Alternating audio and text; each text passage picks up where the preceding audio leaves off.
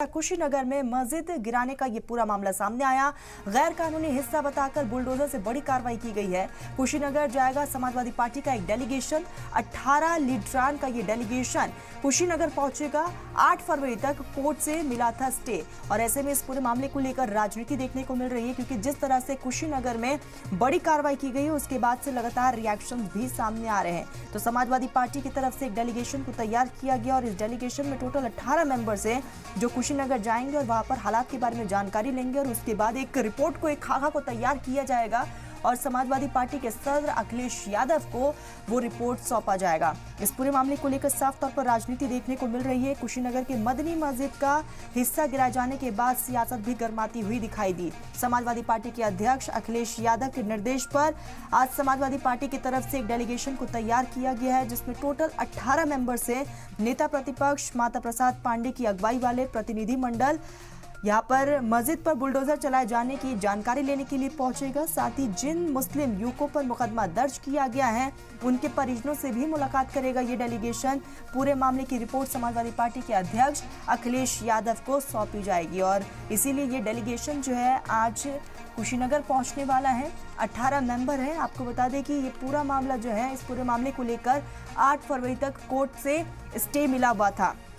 विवादों में रहने वाली कुशीनगर का मदनी मस्जिद जो है 54 दिनों के बाद बुलडोजर चला था इस पर। 18 दिसंबर को शुरू हुई जांच में पाया गया था कि मदनी मस्जिद का निर्माण नियमों को ताक पर रखकर किया गया था, जिससे नक्शे के आधार पर मदनी मस्जिद का निर्माण करवाया गया था वो गलत तरीके से किया गया था और इसीलिए गैर कानूनी तरीके से काम था। इसीलिए बुलडोजर की बड़ी कार्रवाई को इस बीच अंजाम भी दिया गया।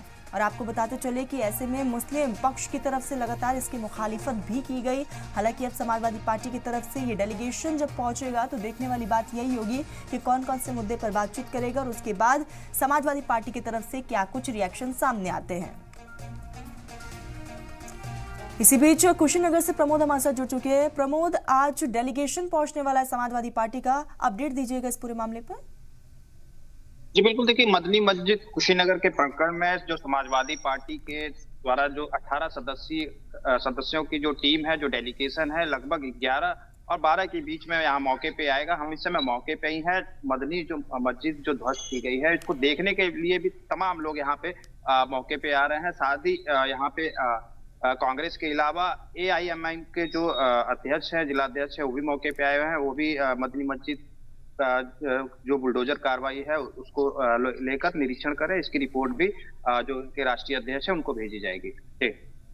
प्रमोद, ऐसे में कब तक ये डेलीगेशन पहुंचेगा, इसको लेकर कोई जानकारी? आपके सोर्सेज क्या बता रहे हैं?